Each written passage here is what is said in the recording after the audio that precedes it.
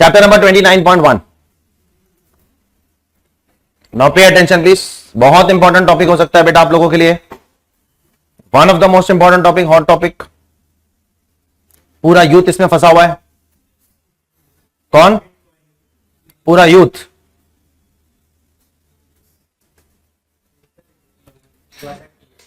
Digital India कहां से आ गया भाई? ये आदमी कुछ भी बोल देता है, खाली मुंह खोला पाक से बोल दिया बस।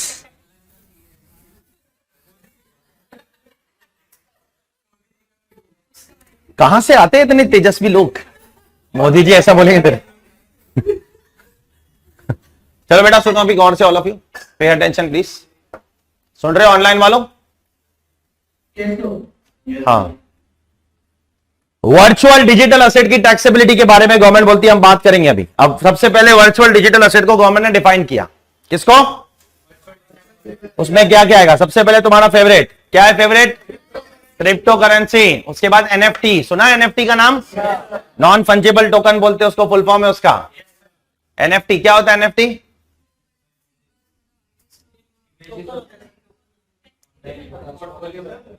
तो फिर उसका एक्सक्लूसिव ओनर मैं बन जाऊंगा। यस, जैसे महेंद्र सिंह धोनी का छक्का पता है, उसका भी एनएफटी है।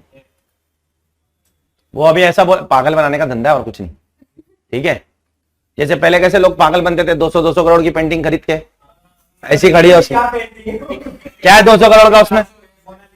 हाँ, क्या है उसमें? अभी एक अरब पागल, अरब तो आधे पागल होते हैं, ऊपर टर्बन पहन के उनका दिमाग अंदर चला जाता है। उसने 3,500 करोड़ की पेंटिंग खरीदा, 1,000 करोड़ की पेंटिंग, ठीक है? 3,500 रुपए की नहीं, करोड़। चंदन बोले हमें तो 3,500 की भी नहीं खरीदू, बराबर की नहीं? वो भी एक जीरो काट के 350 में चाहिए उसको। हाँ, अमिताभ बच्चन ने भी अपनी एनएफटी निकाली अभी। तो $67,000 कितना होता है? काउंट करो, मल्टीप्लाई बाय 80 रुपीज कर लो, ठीक है? 50-60 अमिताभ बच्चन की खुद की एनएफटी। हाँ, फिर भी कम है, बहुत कम है। हाँ हाँ, चलो ठीक है, बहुत कुछ है एनएफटी माले में ना, बस। हाँ ठीक है, तो वही पूछना था। हाँ, एनएफटी का मतलब ये है कि वो मूवमेंट तेरा, वो मूवमेंट तेरा। महेंद्र सिंह धोनी ने छक्का मार के इंडिया को मैच जिताया, पूरी दुनिया को बोल सकता है वो मेरा है। बस बोलने के लिए खाली बोल, बच्चन है खाली, पैसे है फालतू के है, बोल है तो खर्चा किधर करूं? इधर कर, बस, और कुछ। ठीक है, एक नॉर्मल इंसान ये सब नहीं खरीद सकता, ठीक है? और आगे बोला any other digital asset as may be notified by central government, ठीक है? गवर्नमेंट किसको किसी, ये क्यों बोला है गवर्नमेंट ने, बताया? स्कोप रखा है, हो सकता है आगे कुछ और आ जाए, है ना? बराबर। और यहां पर बोला है द सेंट्रल गवर्नमेंट में by notification exclude any digital asset. अगर गवर्नमेंट चाहे तो किसी डिजिटल एसेट को वर्चुअल डिजिटल एसेट से एक्सक्लूड कर सकती है। ये क्यों रखा है बोलो, बताओ, चलो कोई बता सकता है तो।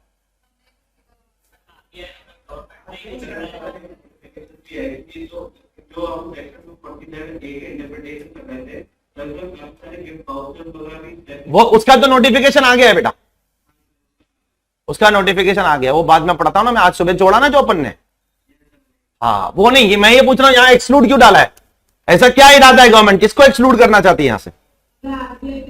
यस, आरबीआई खुद की क्रिप्टो करेंसी लाने वाली है, पता है तुमको?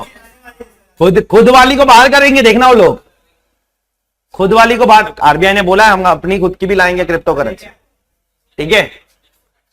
तो फिर वहां पर अपने आप को बाहर कर देंगे, यहां से अपने आप को यहां से बाहर कर देंगे, मतलब वो लोग टैक्स लगाएंगे, नॉर्मल रेजिम में लगाएंगे। यहां पर बहुत भयंकर टैक्स है। बढ़ो आगे बेटा। तो फिलहाल के लिए क्रिप्टो में, सॉरी, वर्चुअल डिजिटल एसेट में दो चीज आ रही है, एक क्रिप्टो और एक एनएफटी, बस। अब इसकी टैक्सेबिलिटी के लिए गवर्नमेंट ने एक सेपरेट सेक्शन लाया, 115 बीबीएच। बीबीएच मतलब क्या हुआ, क्या होगा? स्पेशल रेट होगा, ठीक है? तो सबसे पहले इसकी नेचर ऑफ इनकम पे बात करते हैं। नेचर ऑफ इनकम, ये क्रिप्टो बेचकर जो इनकम आएगी, मेरी तरफ देखना सब लोग, क्रिप्टो वो कौन सी इनकम होगी? वो पीजीबीपी होगी या सीजी होगी? ये भी तो सवाल उठेगा कि नहीं उठेगा? हाँ, तो उसको बात करते हैं। क्रिप्टो करेंसीज और NFT may be deemed as what? Capital asset. कैसे डीम करो उसको? अरे बोलो ना, if acquired for the purpose of investment, अगर इन्वेस्टमेंट के लिए खरीद रहे हो तो कैपिटल असेट मान के चलो। In such a case any gain arising on the transfer of such asset shall be taxable under the head capital gains, उसको कैपिटल गेन्स के अंदर चार्ज कर देना, ठीक है। बट अगर आप इसका ट्रेडिंग करते हो, क्या करते हो, ट्रेडिंग करते हो, तो ये पीजीबीपी भी आ सकती है। तो दोनों पॉसिबिलिटी है, क्या है, दोनों पॉसिबिलिटी है। क्रिप्टो से जो इनकम आ रही है वो पीजीबीपी भी हो सकती है, वो कैपिटल गेन्स भी हो सकती है, डिपेंड करता है आप उसको कितनी फ्रीक्वेंसी में सेल कर रहे हो। जैसे रेगुलरली सेल कर रहे हो, जैसे इंट्राडे को कैसे आप पीजीबीपी लेते हो, पता है आपको, intraday income PGBP income, speculation income मानी जाती है वो। अरे हाँ या ना, वैसे यहां पे भी शायद रेगुलरली खरीद रहे हो, बेच रहे हो, खरीद रहे हो, बेच रहे हो, तो आपको यहां पर पीजीबीपी, अदरवाइज उससे कोई फर्क नहीं पड़ेगा। मैं आपको बताता हूं, आप उसको पीजीबीपी में दिखाओ या सीजी में दिखाओ, कोई फर्क नहीं पड़ता।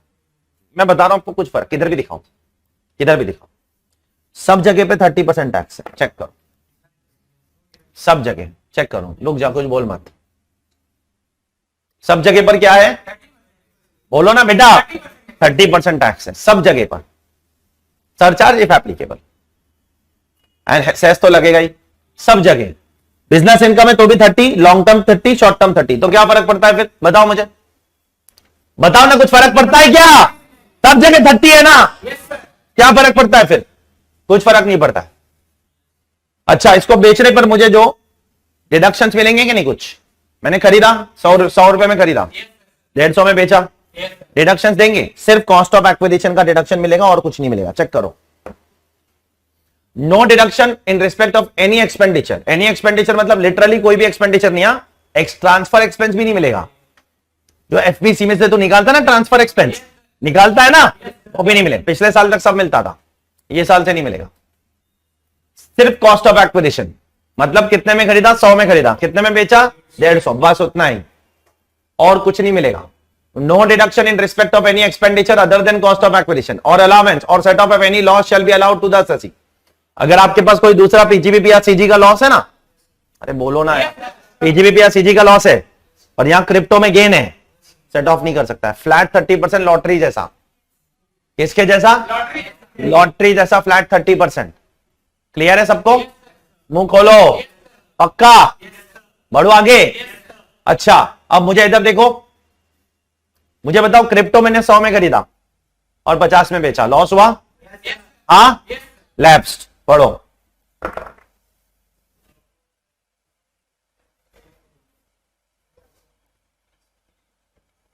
कोई और लॉस है, पीजीबीपी में लॉस है, क्रिप्टो से सेट ऑफ नहीं कर सकता है, क्रिप्टो में लॉस है, लैप्स्ड। समझा क्या, क्या बोला ऑनलाइन वालों, नहीं कर सकता है। पॉइंट नंबर 2, 3 पढ़ लो, हाँ बोलो, हाँ नहीं सेट ऑफ कर सकता है, पढ़ो जरा उधर, पॉइंट नंबर 3 पढ़। दो क्रिप्टो है, एक में लॉस है, एक में प्रॉफिट है, आपस में सेट ऑफ नहीं कर सकता है, आपस में भी सेट ऑफ अलाउड नहीं है। पॉइंट नंबर 3 पढ़ो। Any loss incurred by N assessee from any transaction will include crypto also ना, अरे बोलो यार, can not be adjusted against income from transfer of virtual digital asset, नहीं सेट ऑफ कर सकता है।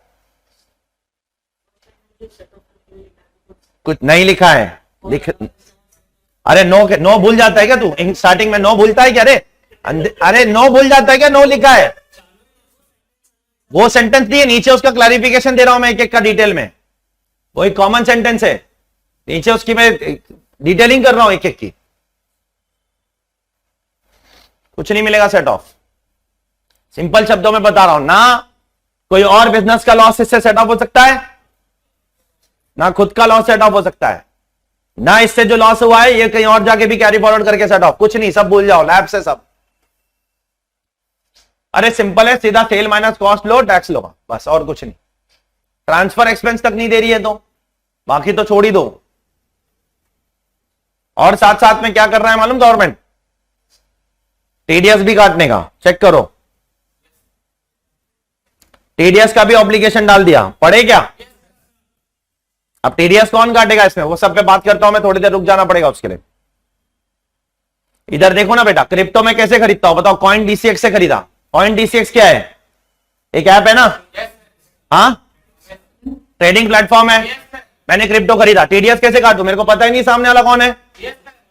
सेलर का डिटेल तो होना चाहिए मेरे पास, तो टीडीएस काटूंगा ना। ऑनलाइन वालों को समझ में आएगा दिमाग? सबका सोल्यूशन मिलेगा, सबके साथ इंसाफ होएगा, टेंशन मत लो। तुम इमेजिन करो खाली, कैसे टीडीएस काटू बताओ, कैसे इंक्लूसिव? मैं कहे को भरू भाई? मैं नहीं भरने वाला सब चीज। अरे इंक्लूसिव करूं तो भी किसके नाम पे भरू? एड़े नाम तो होना चाहिए ना सामने वाले का, सेलर का। क्या?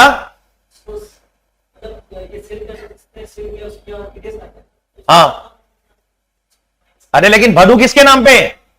काट के खालू, काट लिया चल, काट लिया चल, खालू फिर भरना पड़ेगा ना पैन देके। किसके नाम पे भरू? प्रॉब्लम आएगी कि नहीं? डिफिकल्टी आ रही है? रिमूव करना पड़ेगा, करेंगे रिमूव, क्या दिक्कत है उसमें? पहले प्रोविजन तो पढ़ लो एक बार। Who is responsible for tax deduction under 194S? Deductor. Who is deductor? Any person responsible for paying to, अगर बुक है तो बराबर अंडरलाइन करो, रेजिडेंट। नॉन रेजिडेंट के लिए सेक्शन नहीं है, सिर्फ रेजिडेंट्स के लिए। Person responsible for payment to any resident, resident को पे कर रहे हो तो ही, सेलर रेजिडेंट होना चाहिए, ठीक है। Who is deductee? डिडक्टी कौन है? डिडक्टी कौन है? डिडक्टी रेजिडेंट होना चाहिए, वही वापस से यहां पर लिखा और कुछ नहीं, ठीक है। टाइम ऑफ डिडक्शन क्या है? टाइम, क्रेडिट और पेमेंट, वही पुराना घिसा पिटा कहानी, ठीक है। Credit or payment whichever is earlier, ठीक है। अब बहुत ज्यादा ध्यान से सुनना मेरी बात, यहां पर गवर्नमेंट ने कुछ थ्रेशोल्ड डाला है, बोलो क्या? If it is payable by specified person, अगर स्पेसिफाइड पर्सन पे कर रहा है तो थ्रेशोल्ड 50,000 है, ठीक है। और अदर देन स्पेसिफाइड पर्सन पे कर रहा है तो थ्रेशोल्ड बहुत कम है, कितना है? 10,000 के ऊपर पेमेंट करेगा तो टीडीएस काटना पड़ेगा। तो अपने को पता लगाना पड़ेगा ये स्पेसिफाइड पर्सन कौन है। ये स्पेसिफाइड पर्सन वही है जिसके बारे में आज से 6-7 साल बाद बोल रहा हूं, 6-7 बार अपन ने बात कर लिया है। पढ़ो, अगर इंडिविजुअल का पिछले साल का टर्नओवर 1 करोड़ से कम है या प्रोफेशन का 50 लाख से कम है तो वो स्पेसिफाइड पर्सन बन जाएगा। उस केस में मैं टीडीएस कब काटूंगा? जब मैं किसी को कितने से ज्यादा का पेमेंट करता हूं? 50,000 रुपए से ज्यादा का पेमेंट करता हूं तो ही। अरे डिड यू अंडरस्टैंड? अरे आर यू क्लियर यार? बाकी सब केसेस में मेरे लिए थ्रेशोल्ड कितना है? 10,000 है, ठीक है। बहुत जगह पर था, आईबी में नहीं था, आई में था, ए में था, सी में था, एच में था, जे में था, आईबी में नहीं था। और आज सुबह पढ़ा, क्या पढ़ा आज सुबह? आर में भी था, ये सारे सेक्शनों में था। इधर देखो, ये पहले ना तुम शांति से सुनो प्लीज, पढ़ो जरा ये पॉइंट। क्या बोला मैंने? ये स्पेसिफाइड पर्सन कौन है? डिडक्टर है क्या डिडक्टी है?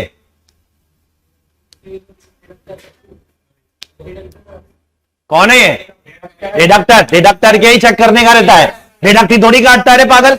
वो खोला बोल दिया, बस गलत बोलने की शपथ लेके आता है रोज, जो गलत है वही बोलूंगा। तो एक काम कर, अगली बार से जो बोलने वाला रहेगा उससे उल्टा कर दिया कर, सही आ जाएगा, सही आ जाएगा, ठीक है। सोचा तो कर मेरे बाप, गाई करके रेस में लगने की क्या मतलब है? सही आंसर देना जरूरी है। डिडक्टर के लिए ना ये, अगर डिडक्टर स्पेसिफाइड पर्सन है और ये डिडक्टी है तो 50,000 रुपए के ऊपर, अदरवाइज 10,000। रेट कितना है? पढ़ो, कितना है? 1%। काइंड में अगर पे कर रहा है, किस में पे कर रहा है?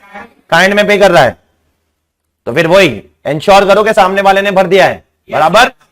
इंश्योर करो सामने वाले ने भर दिया और उसके बाद रिलीज करो, तब तक रिलीज मत करना, बराबर। यहां पर भी टैन लेने की जरूरत नहीं है। टैन लेना पड़ता है ना, tax deduction and collection account number, बराबर। टैन की जरूरत नहीं है और हायर डिडक्शन का कॉन्सेप्ट भी यहां एप्लीकेबल नहीं है। मतलब अगर सामने वाले ने पैन नहीं दिया, सामने वाले ने पिछले साल का रिटर्न नहीं भरा, तो पता है मेरे को डबल रेट काटना होता है, डबल काटना पड़ता है ना। हाँ, तो जाकर 206 AB चेक करना, वहां से ये 194S एक्सक्लूडेड है, इसमें डबल नहीं काटने का, इसमें नॉर्मली काटो, ठीक है। कब से एप्लीकेबल है? 1 जुलाई 2022 से एप्लीकेबल। चलो ठीक है, अभी आया ऑब्वियसली, इसलिए तो ग्रीन में है, पागल इंसान। मैं तो क्यों ग्रीन में होता, पूरा अमेंडमेंट ही अभी का है, तो सबको बताइए अभी आया, क्या नई बात बताए भाई ने अपने। ए चंदन का एनएफटी करा दे, करोड़ा कमाएगा भाई तू, करा ले अपना एनएफटी, तेरे साथ एक ही मिलेगा दुनिया में, सैंपल सैंपल मिलेंगे नहीं तेरे से दुनिया में। इधर बात नहीं करो बेटा, अभी बहुत ही जबरदस्त डिस्कशन पे अभी मैं जाने वाला हूं। उससे पहले जरा जल्दी से मेरे को कुछ बातें बोल दो फटाफट। क्या होता है वर्चुअल डिजिटल एसेट? क्या है? दो चीज है। कौन सी दो चीज? फिलहाल के लिए क्रिप्टो और एनएफटी, बस दो ही चीज है। चलो ठीक है। कितना टैक्स लगेगा उसमें? कौन सा हेड ऑफ इनकम में? पीजीबीपी में हो सकता है। Capital gains, short term, long term, हाँ सब होएगा। इंडेक्सेशन भी नहीं मिलता है इधर, वो डायरेक्ट कॉस्ट निकालो खाली। इंडेक्सेशन कुछ नहीं, माफ करो सब। ठीक है, बढ़ो आगे। कोई और लॉस इससे सेट ऑफ कर सकता हूं? इसमें लॉस है, किसी और से सेट ऑफ कर? ये लॉस का दूसरे क्रिप्टो के गेन से सेट ऑफ कर सकता? कुछ नहीं अलाउड है, माफ करो सब। ठीक है, टीडीएस काटना है अभी। कितना काटू? पूरे अमाउंट पे काटने का बाय डिफॉल्ट। कुछ बोला नहीं है तो पूरे अमाउंट बराबर ना। थ्रेशोल्ड क्या है? स्पेसिफाइड पर्सन के लिए। स्पेसिफाइड पर्सन कौन है? इसका टर्नओवर लास्ट ईयर का 1 करोड़ या 50 लाख से कम। अदरवाइज दूसरे लोग के लिए कितना है? ठीक है, आ जाओ क्वेश्चन बैंक में सब लोग।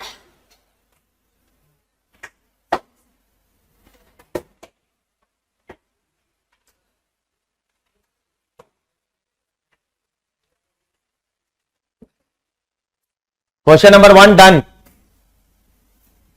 Question number 2 done. Question number 3 done. Question number 4 अभी बाकी है। 5 डन। 6, ये 7 भी हो गया है। 190 पर आइए वाला। अभी ये 4 देखते। 4 वर्चुअल डिजिटल एसेट देखते क्या? पेज नंबर 32.7 देखते। X 54 years is a salaried employee, annual taxable salary 46 lakhs. He purchases the and transfers the following cryptocurrency as an investor. कभी खरीदा? 2018 में। कितनी क्वांटिटी? कितने में खरीदा? अब कब बेचा उसने? पहले डेट पे बेचा तो ये नया प्रोविजन एप्लीकेबल है। दूसरे डेट पे, तीसरे डेट पे, हाँ बोलो नहीं, चौथे डेट पे, हाँ तब आएगा। ठीक है, अब नीचे भाषण पढ़ लेते। X annually contributes 1,50,000 towards contribution PPF. मिलेगा डिडक्शन? अरे यार सैलरी इनकम है ना उसकी, सैलरी के अगेंस्ट तो मिलेगा ना यार, वो तो मिलेगा ना उसको, सैलरी है ना बेटा। Apart from the information given above, he has the following additional income. Long term capital loss of 1,02,000 on transfer of residential property on 31 मार्च 2022। ये देख लेना क्या करना है उसको। Business loss 22-23 from a new part time business of trading in computer of 9,07,130। आपको उसका 21-22 और 22-23 का टैक्स इंप्लीकेशन बताना है और कुछ नहीं। ठीक है, शुरू करूं? पहले 21-22 में क्या हुआ बताओ। पहले 46 लाख की सैलरी लिख दूं? जल्दी बोलो रे। ये लिख दिया मैंने, ठीक है। उसके बाद वो बेचते 21-22 में क्या हुआ? पहले 70,000 वो बेचा ना, 70,000 इंटू 65, ठीक है। उसमें से 5,000 रुपए का एक्सपेंस ऑन ट्रांसफर लेस करो। अरे पहले तो सब मिलता था ना, इस साल से मना है ना। लास्ट ईयर थोड़ी, लास्ट ईयर तो इसको नॉर्मल कैपिटल गेन्स कितना निकालोगे? अरे भाई इसी को तो रोकने के लिए अपनी निर्मला ताई ने एकदम भयंकर टैक्स इंप्लीकेशन लाया। ऑनलाइन वालों क्लियर है क्या? कभी खरीदा था ये और बेचा कभी? 36 महीने के बाद बेचा।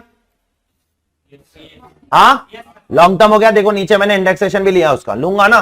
पहले तो सब मिलता था भाई, वो तो रोका तो अभी से है। ऑनलाइन वालों क्लियर है सबको?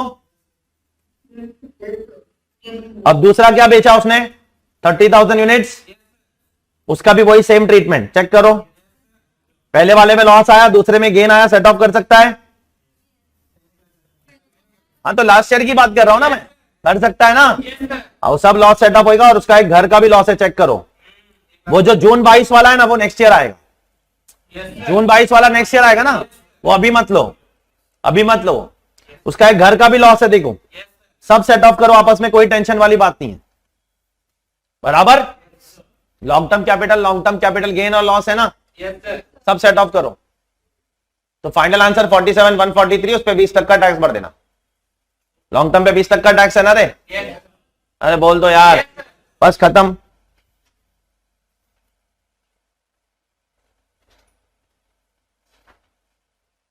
ठीक है।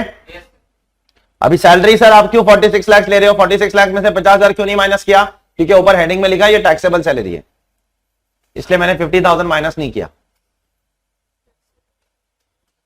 ठीक है, तो माइनस करके आया होगा, ग्रॉस सैलरी नहीं हो, बराबर ना? क्लियर है सबको? अब इस साल क्या होएगा देखते, कांड क्या होएगा। अभी 1,40,000 बेचा, कितने में?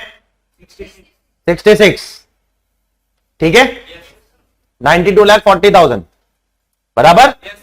अब ये नया प्रोविजन करंट ईयर से एप्लीकेबल हो गया, करंट ईयर से एप्लीकेबल हो गया। टीडीएस 1 जुलाई से आया है, लेकिन सेक्शन 1 अप्रैल से ही आ गया है, ये दो अलग चीज है, दोनों को मिक्स मत करना। टीडीएस का प्रोविजन 1 जुलाई से आया है बेटा, I don't know whether you got this point और नॉट। प्रोविजन पूरे साल के लिए एप्लीकेबल है, अप्रैल मई जून के लिए भी है। अरे आर यू क्लियर ऑनलाइन वालों? अभी कुछ नहीं, डायरेक्ट माइनस करने का, एक्सपेंस ऑन ट्रांसफर भी नहीं मिलेगा, मार्क करो। और अभी जो लॉस आता है वो लॉस को रहने दो, फ्रेम करके लगा दो घर पे क्योंकि वो लॉस हो चुका है, अमर अमर हो गया वो लॉस ठीक है, देख लो बाकी। जो 115 बीबीएच की इनकम है डायरेक्ट 30% पे टैक्स होगी, डायरेक्ट।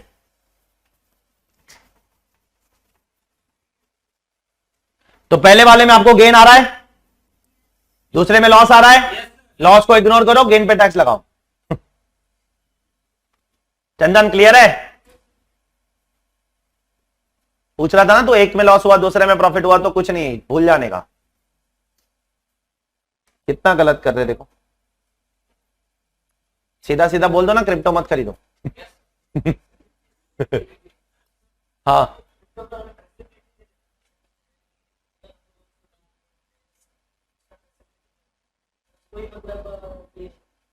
नहीं नहीं, ये तो सब क्रिप्टोस के लिए भाई, फिलहाल नहीं है, इसके लिए तो गवर्नमेंट इसको डिस्करेज कर रही है, इलीगल भी नहीं बोल रही है। एटीसी का डिडक्शन आप ले लो, जो भी है वो किसके अगेंस्ट, सैलरी के अगेंस्ट तो मिल जाएगा ना, बराबर ना? अरे टैक्स कैलकुलेशन समझ आया सबको, पक्का? तो ऐसा question highly expected in exam. अब इस पर सीबीडीटी का क्या देखेंगे हम लोग? अरे सही में लंबा चौड़ा यार, फुर्सत में बना है हाँ बेटा, सुन रहे हो आप आराम से? बेटा बहुत दिमाग चाहिए अभी, यहां जिंदगी में जितना दिमाग है सब इस्तेमाल करना पड़ेगा आज। ऑनलाइन वालों ब्रेक चाहिए तो ले लो 1-2 मिनट का। हाँ, इसको बोले ना कंधे पे बिठाएंगे तो कान में करता आदमी, सुनाएंगे, बोलता 5 मिनट का ब्रेक दो, 1 मिनट का बोला तो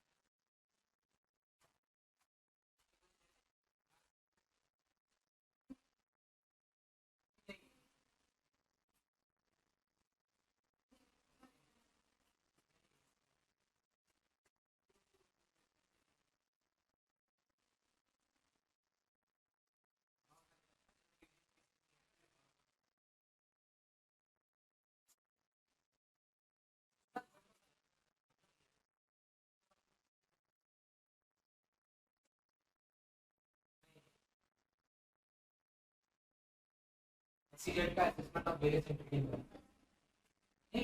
एक साइड स्टडी करेगा दो दिन सब दो दिन अच्छे से रहे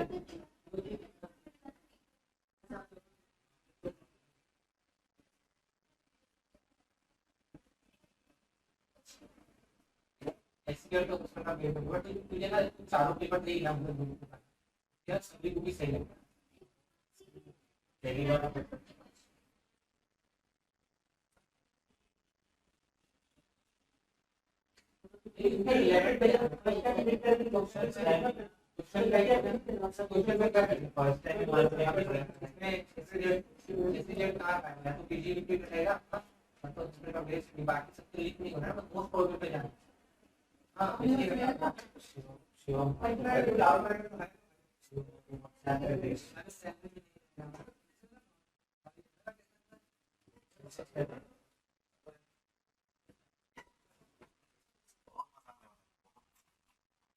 बहुत मजा आ रहा है।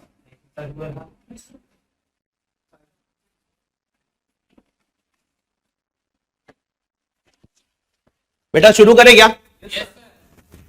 ऑनलाइन वालों तैयार हो आप लोग जंग के लिए? जंग लड़ना है सीपीटीटी से। अरे क्या नल्ले योद्धा लेके घूम रहा हूं मैं। ऐसा मत करो मेरे साथ, गाली निकल जाएगी मेरे मुंह से। अरे अससी,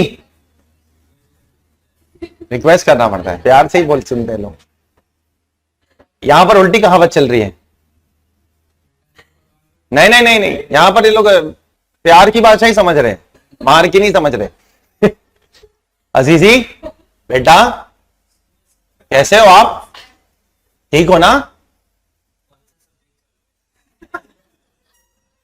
अरे भाई कुछ तो बोल दो, शुरू करूं कि नहीं करूं? आवाज आ रही है कि नहीं आ रही है यही बता दो। चलो ठीक है, चलो ठीक है ठीक है। इधर देखो बेटा, सबसे पहला सवाल ही टीडीएस पे आया है। टीडीएस पे कि साला टीडीएस काटेगा कौन? ठीक है, बहुत आराम से। मैं भी पढ़ पढ़ के बोलूंगा, मेरे को भी रट्टा नहीं है, नया आया है, मेरे को भी रट्टा नहीं हुआ है। लेकिन मेरे को समझ आ गया इतना, मेरे को मालूम। ठीक है, पढ़ के बैठा हूं मैं, पढ़ के बैठा हूं मैं, लेकिन रट्टा करके नहीं बैठा हूं। पहला question page number 76.15 13/2022 circular. Who is required to deduct tax when the transfer of virtual digital asset is taking place on or through an exchange? Exchange means through a stock exchange, ऐसा exchange. And payment is made by purchaser to the exchange directly or through broker, and then from exchange it goes directly to seller directly or through broker. सबसे पहले ना अपने दिमाग में चार लोगों को आप लाओ। सबसे पहले अपने दिमाग में चार आदमी लोग को लाओ। बोर्ड पे देखो, इधर देख बेटा राज, यहां पर एक बायर को लाओ। किसको? चार लोग अपने सामने होने चाहिए सबसे पहले। एक बायर, एक एक्सचेंज। एक्सचेंज मतलब क्या? प्लेटफॉर्म। प्लेटफॉर्म मतलब क्या? जैसे बीएससी है ना, एक्सचेंज है ना एक, हाँ, उस एक्सचेंज के अंदर है एक ब्रोकर। कौन है? ब्रोकर है। तो ये एक बंदा है, एक्सचेंज दूसरा है, उसके अंदर बहुत सारे ब्रोकर्स है, एक तो नहीं है, और यहां पे चौथा बंदा कौन है? सेलर। आप ये चारों को पहले दिमाग में अच्छे से समझ लो। ठीक है, क्लियर है बेटा? तो ही आपको चीजें समझ आएगी, नहीं तो कुछ समझ में आने नहीं वाला है, जाने दो फिर। तो मैं क्वेश्चन फिर से पढ़ रहा हूं। Who is required to deduct tax when the transfer of virtual digital asset is taking place on or through an exchange? Exchange के थ्रू हो रहा है। ठीक है, मतलब मैं एक प्लेटफॉर्म के थ्रू बेच रहा हूं, ऐसा नहीं है। इधर देखो ना कि मैंने शुभम को बोला मेरा वर्चुअल डिजिटल एसेट तू ले ले, मेरे को पैसा दे दे, ऐसा नहीं कर रहा हूं मैं एक्सचेंज के थ्रू बेच रहा हूं। एक एक्सचेंज है, उसके थ्रू बेच रहा हूं। ठीक है, is made by the purchaser to the exchange directly or through broker. अब एक्सचेंज के थ्रू डायरेक्टली बेचू या ब्रोकर के थ्रू बेचू, उससे फर्क नहीं पड़ता है। And then from exchange it goes to seller directly or through broker. अब क्या होगा? चलो पढ़ते हैं आंसर। आंसर देखो कितना बड़ा है, देखो तुम क्या एक्सप्लेन किया यार, मतलब वेल थॉट प्रोविजन है। प्रोविजन लाने के पहले सोच के रखा होगा, बाद में क्लैरिफिकेशन लेकर आ गया। ठीक है, if the transaction is taking place on or through an exchange there is a possibility of tax deduction requirement under 194S of the act underline at multiple stages. Box में डालो, अगर एक्सचेंज के through transaction होगा तो multiple stages पे tax deduct हो सकता है। मल्टीपल स्टेज पे कैसा डिडक्ट होगा वो बताता हूं मैं। Hence, in order to remove difficulties for transactions taking place on or through an exchange, the following clarifications are issued. Clarification number 1, subclause 1. In a case where the transfer of virtual digital assets takes place on or through an exchange and the virtual digital asset being transferred is underlying owned by a person other than exchange. मतलब ये जो asset है ये exchange का खुद का नहीं है, ये किसी और का है. मतलब ये किसका है? ये एक इंडिपेंडेंट सेलर का है जो इधर बैठा है. इधर देखो, इसका ऐसा भी तो हो सकता है ये वर्चुअल डिजिटल असेट इसका खुद का है. अरे बोलो ना बेटा यार. फिलहाल समझो कि ये उसका नहीं है, कोई चौथे आदमी का है. ठीक है, किसका है? बायर एक है, सेलर बाहर बैठा है कहीं, बायर मुंबई में, सेलर दिल्ली में. अरे यार, और एक्सचेंज मुंबई में है और ब्रोकर चेन्नई में है. अरे यार, इधर भी कुछ भी हो सकता है. एक्सचेंज उनका बाप है, अब सारे ब्रोकर उसके अंदर उसके बच्चे हैं और उन बच्चे के थ्रू हम लोग खरीद सकते हैं या डायरेक्ट एक्सचेंज के थ्रू भी खरीद सकते हैं. अपने पास दोनों ऑप्शन होता है. ठीक है, अब आराम से सुनना, सब्र करना. यहां पर सीबीडीटी बोल रहा है मल्टीपल स्टेजेस पे टैक्स इंप्लीकेशन आ सकता है. We don't want that to happen. सबसे पहले मुझे बताओ, एक्सचेंज से खरीद रहे हम लोग? हाँ, डायरेक्ट नहीं खरीद रहे ना. सेलर से डायरेक्ट पकड़ के तो नहीं खरीदा ना, एक्सचेंज से खरीदा. और असेट किसका है? एक्सचेंज का है कि किसी और का है? लाउडर बोलो. पहले ये क्लैरिफिकेशन, किसी और का है तो क्या करने का? In this case buyer would be crediting or making the payment to exchange. Buyer किसको पैसा देगा? बायर एक्सचेंज को पैसा देगा ना. अब बायर एक्सचेंज को कैसे देगा? सुनो इधर देखो, या तो डायरेक्टली एक्सचेंज को देगा या ब्रोकर से खरीदा है तो ब्रोकर के थ्रू देगा. अरे बोलो यार, बहुत आराम से पढ़ना. Beautiful clarification it is. In this case, the buyer would be crediting or making payment to the exchange directly or through the broker. चलो ठीक है, बायर तो किसको पेमेंट करेगा? एक्सचेंज को पेमेंट करेगा. The exchange then would be required to credit or make the payment to the owner of virtual digital asset being transferred either directly or through a broker. ठीक है, अब सुनो जरा, इधर देखो रे, ट्रांजेक्शन का मोड ऑफ ऑपरेशन समझो. बायर किसको पैसा देगा? डायरेक्टली या थ्रू ब्रोकर. और फिर एक्सचेंज किसको पैसा देगा? जो सेलर है वो directly or through broker. Multiple tax implication आ सकता है. देखो, since there are multiple player, there are or not.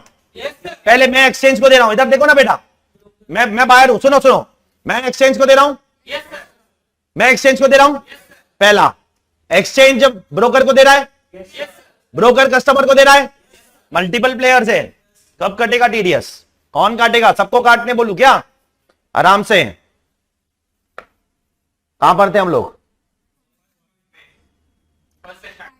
Since there are multiple players to remove difficulty, it is clarified that point number 1, tax may be deducted under section 194S of the act underlined only by the exchange which is making or crediting payment to the seller, that is owner of the VDA being transferred. कौन काटेगा? जल्दी बोलो बेटा, किसको काटने बोला यहां पर? ऑब्लिगेशन. मेरे को बताओ, एक्सचेंज के पास होगा बायर का इंफॉर्मेशन, सेलर का इंफॉर्मेशन? उसके पास तो होगा ना. वो तो पैन डिटेल्स डाल के टीडीएस भर सकता है ना. मैं नहीं भर पाऊंगा क्योंकि मेरे को नहीं मालूम सेलर कौन है, लेकिन एक्सचेंज को तो मालूम है ना सेलर कौन है. एक्सचेंज पे रिस्पॉन्सिबिलिटी डाल दिया, एक्सचेंज काटेगा. सबर करना. वापस से पढ़ना है. टीडीएस में भी deducted under 194S of the act only by exchange which is crediting or making payment to the seller, owner of VDA being transfer. In case where the broker owns the VDA. हो सकता है broker के खुद के पास वो owner है, वो खुद ही ओनर है. अरे बोलो ना यार. It is the broker who is the seller. Hence, the amount of consideration being credited or paid to the broker by the exchange is also subject to tax deduction under 194S. तो ये point number 1 से क्या पता चला? TDS काटने की जिम्मेदारी किस पे है? एक्सचेंज पे है. छोड़ दो. ये केस में आप कब आओगे? इधर आओ, इधर देखो. बायर है, सेलर कौन है? एक्सचेंज का खुद का वीडीए है कि किसी और का है? अरे भाई, ये डिजिटल असेट एक्सचेंज का है कि किसी और का है? किसी और का है. बराबर ना. एक्सचेंज का नहीं है ना. आप एक्सचेंज को पेमेंट करोगे, एक्सचेंज सेलर को करेगा. अब सेलर ब्रोकर भी हो सकता है, सेलर फोर्थ पार्टी भी हो सकता है. हाँ, तो एक्सचेंज ही टीडीएस काटेगा. पहला पॉइंट यही बोल रहा है. किसी को कुछ डाउट है तो पूछो.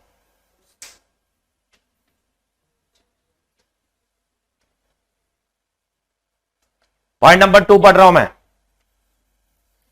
In a case where the credit or payment between the exchange and the seller, in a case where the, क्या बोल रहा हूं मैं? Between exchange and the seller is through a broker and broker is not seller. बहुत आराम से पढ़ना, एक एक लाइन को समझना बहुत जरूरी है, पेशेंस रखना। वापस से पढ़ रहा हूं मैं। In a case where the credit or payment, credit छोड़ो यार, पेमेंट वर्ड यूज करता हूं, क्रेडिट बोलते बोलते दिमाग खराब होता है। In case where the payment between exchange and seller is through a broker. इधर देखो, ये इधर देखो रे, ये इसको दे रहा है और फिर ये इसको दे रहा है, हो सकता है? अरे बोलो ना बेटा। तो अब क्या होगा, चेक करो आराम से। The responsibility to deduct TDS under section 194S of the act underline shall be on both exchange and the broker. मतलब क्या हुआ, एक्सचेंज जब ब्रोकर को पे करेगा तो 1% काटेगा, ब्रोकर जब सेलर को पे करेगा तो वो भी 1% काटेगा। पढ़ो, यही बोलना चाह रहा है प्रोविजन। दिख रहा है? मल्टीपल टाइम डिडक्शन हो रहा है ना यहां पर भी। रोकना चाहिए इसको, रोकने का तरीका बताया उन्होंने। However, if there is a written agreement between the exchange and the broker, किसके बीच में written agreement है? That the broker shall be deducting tax on such credit or payment, then the broker alone may deduct the tax under 194S of the act. फिर exchange को काटने की जरूरत नहीं है। किसके बीच में अग्रीमेंट होना चाहिए? एक्सचेंज और ब्रोकर के बीच में एक अग्रीमेंट है। ब्रोकर बोल रहा है मैं काटूंगा टीडीएस, तुम टेंशन मत लो, तो फिर एक्सचेंज तेरा टीडीएस नहीं काटेगा। एक्सचेंज ब्रोकर को पे करते समय टीडीएस नहीं काटेगा, ब्रोकर काटेगा खाली सेलर को पे करते समय। The exchange would be required to furnish a quarterly statement in Form 26QF for all such transactions of the quarter on or before the due date prescribed in the Income Tax Act 1962. Check कर लो बराबर से। तो पहले वाले point में आप कब आ रहे थे? ये ऊपर वाला हेडिंग मत भूलना। इधर देखो, असेट किसका है? एक्सचेंज का है कि किसी और का है? अरे मुंह खोलो ना, किसी और का है। मैं सेलर हूं, मैं एक्सचेंज को पेमेंट करूंगा, एक्सचेंज ब्रोकर को करेगा, ब्रोकर कस्टमर सेलर को करेगा। तो पहले तो गवर्नमेंट बोलती है दोनों टाइम पे काटो, लेकिन अगर ब्रोकर और एक्सचेंज के बीच में अग्रीमेंट है कि भाई ब्रोकर बोलता है मैं काटूंगा ना, तो फिर एक्सचेंज ब्रोकर को पे करते समय टीडीएस नहीं काटेगा। Is everyone clear with this? ये पूरे पैराग्राफ का अल्टीमेट निचोड़ यही है। अरे बोलो भाई, अब सुनो जरा, किसका असेट किसका था ऊपर? सेलर का था, अदर देन एक्सचेंज। अभी एक्सचेंज खुद ओनर हुआ तो वीडीए का, तो क्या करने का? नीचे आने का पॉइंट नंबर 2 में। In a case where the transfer of virtual digital asset takes place on or through an exchange and the VDA being transfer is underline owned by such exchange, exchange खुद owner है उसका।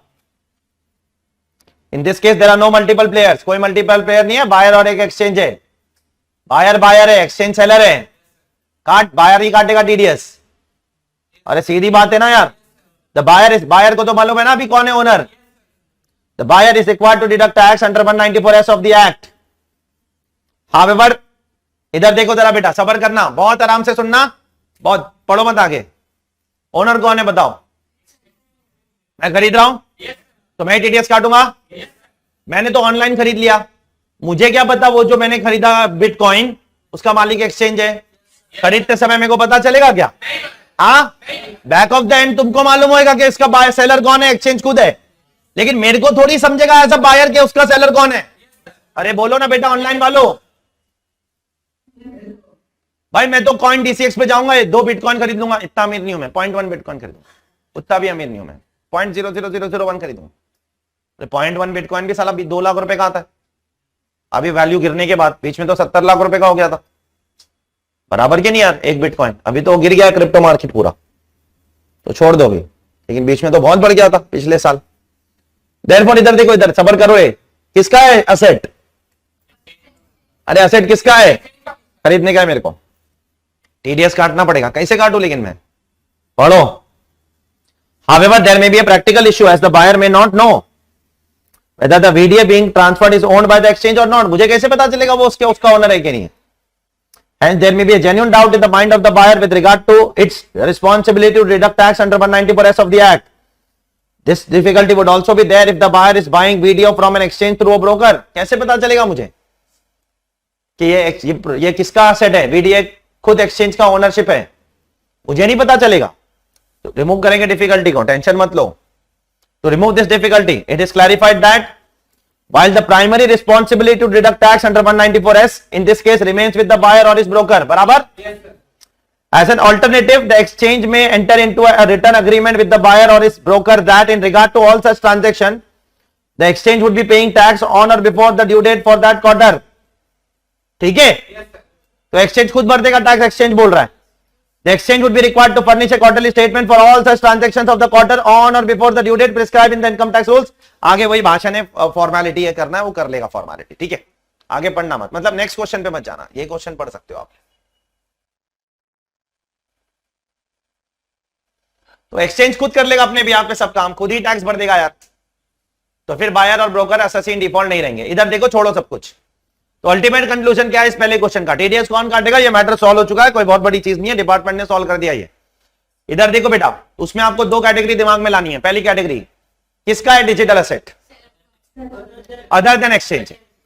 तो आप exchange को payment करोगे, exchange seller को payment करेगा, TDS से एक्सचेंज काटेगा. अच्छा, एक्सचेंज अगर ब्रोकर के थ्रू पेमेंट कर रहा है तो टीडीएस ब्रोकर का काटेगा, फिर ब्रोकर सेलर का काटेगा. अच्छा, ये दो बार काटने के बदले एक ही बार काटू क्या? कैसे? दोनों के बीच में अग्रीमेंट कर दो. किसके बीच में? एक्सचेंज और ब्रोकर अग्रीमेंट करेंगे और एक ही बार टीडीएस कटेगा. बराबर? ये क्लियर है सबको? अब सेकंड केस में वीडीए किसका है? एक्सचेंज का खुद का है. अभी तो एक्सचेंज का खुद का है, मैं काट सकता हूं, लेकिन फिर से मेरे को दिक्कत क्या आएगी? मुझे नहीं पता है कि एक्सचेंज का है, तो मैं एक्सचेंज के साथ अग्रीमेंट कर लूंगा, तब बोलूंगा तू भर दे भाई, तू ही भर दे, तो वो बेस्ट रहेगा यार. मेरे को कैसे पता चलेगा? क्लियर है बेटा? इज एवरीवन क्लियर ऑनलाइन वालों? और वो फॉर्मेलिटी करना है, फर्निश करना है, क्वार्टरली स्टेटमेंट जो भी है. आगे बढ़ू क्या? हाँ बोलो. अग्रीमेंट एक रिटर्न अग्रीमेंट करेंगे वो लोग. तो वहां से कॉइन डीसीएक्स से तुमको एक मेल आएगा जैसे तुम्हारा थ्रेशोल्ड क्रॉस होएगा कि भाई I agree to do this, या तो तुम काटो बैठ के. और क्या तुमको कैसे पता चलेगा? I agree to authorise this particular thing to be paid on behalf of me as a TDS. और तुमको वो डिटेल दे देगा, वो आप अपने टीडीएस रिटर्न के अंदर भर सकते हो. ठीक है. नाउ क्वेश्चन नंबर 2 भी बहुत तगड़ा क्वेश्चन है बेटा, आराम से देखना पड़ेगा इसको. कितना बड़ा है? बाप रे बाप. उसके बाद छोटे छोटे क्वेश्चन. क्वेश्चन नंबर 2 बहुत आराम से. क्वेश्चन तो बहुत छोटा है, पढ़ू क्या? Question number 1 was with respect to transactions where the consideration for transfer of VDA is not in kind. अरे बाप रे, मतलब वहां पर ये असम्पशन था कि जो मैं खरीद रहा हूं वो पैसे से खरीद रहा हूं. किससे खरीद रहा हूं? अब अगर मैंने जो खरीदा वो पैसे से नहीं खरीदा, मान लो मैंने कॉइन D6 पे, तो मुझे पैसे से ही खरीदना पड़ेगा, पता है तुमको. लेकिन यहां पर आजकल ऑनलाइन में ना, आप जरूरी नहीं है पैसा देकर खरीदो, आप बिटकॉइन देकर भी बिटकॉइन खरीद सकते हो.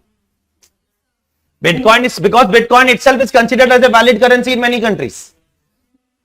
अब मैं पैसा देकर, रुपीस देकर नहीं खरीद रहा हूं बिटकॉइन. मैं क्या देकर खरीद रहा हूं? मैं बिटकॉइन देकर कुछ और खरीद रहा हूं. एक सेकंड ना.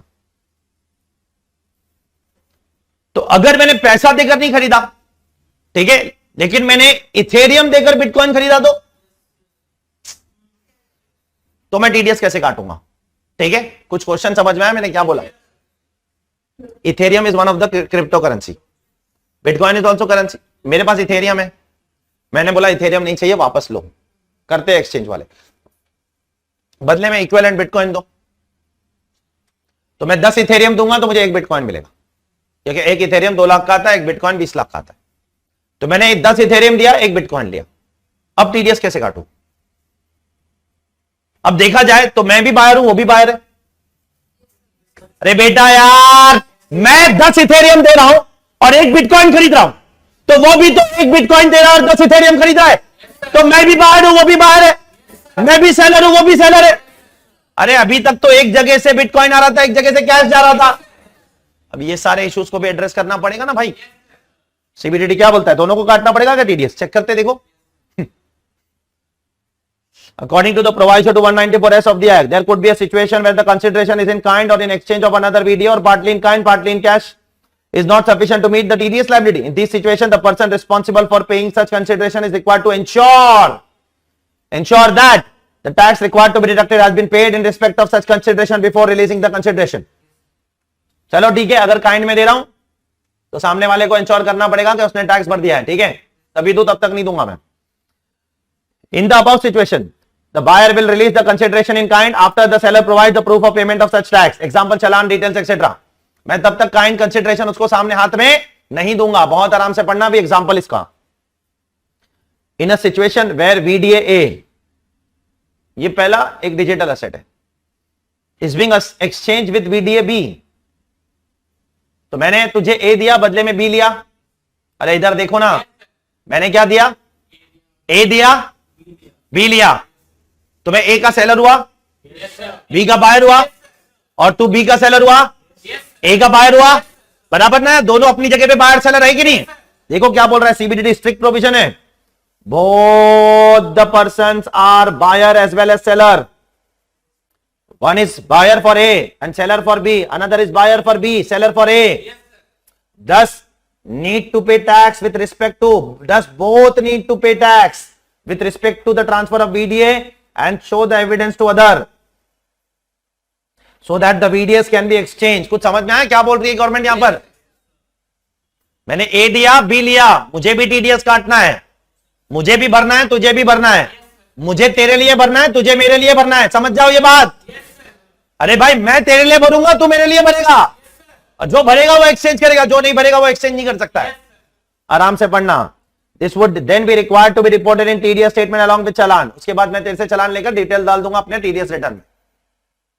This year Form 26Q has included provision for reporting such transaction for specified person. Form 26Q has been introduced. आगे बढ़ू क्या बेटा? ये सबको क्लियर हुआ? इधर देखो ना बेटा,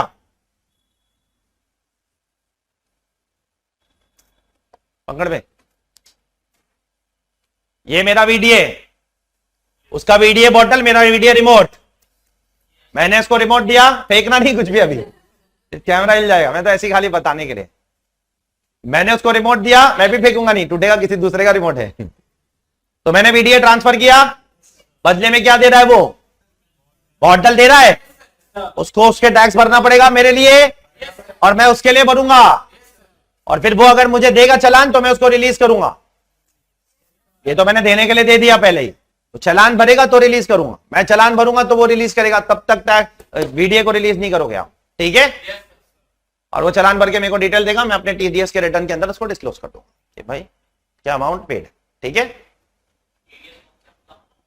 अमाउंट क्या आएगा वो अभी आएगा. नीचे लिखा है, नीचे बहुत ब्यूटीफुली लिखा है कि अमाउंट क्या होगा. बहुत अच्छा सवाल है उसका. देखो ना बेटा, ये रिमोट का वैल्यू क्या होगा, किस वैल्यू पे मैं भरूं, किस वैल्यू पे वो बॉटल पे भरेगा, बराबर कि नहीं? अमाउंट क्या होगा, ठीक है, आएगा. उस पे भी सीबीडीटी बात कर रही है. However, if the exchange, if the transaction is through an exchange, if the transaction is through a, अगर यही चीज काइंड में एक्सचेंज के थ्रू हो रहा है, क्या हो रहा है? काइंड में एक्सचेंज के थ्रू हो रहा है. There is a practical issue in implementing the provision. What practical issue?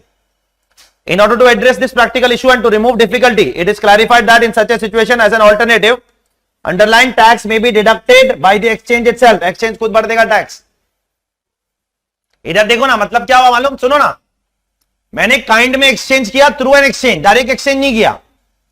मैंने एक्सचेंज पे क्या किया? एक बिटकॉइन लिया और इथेरियम दिया, और उसने सामने वाले से इथेरियम लिया, उसको बिटकॉइन दिया.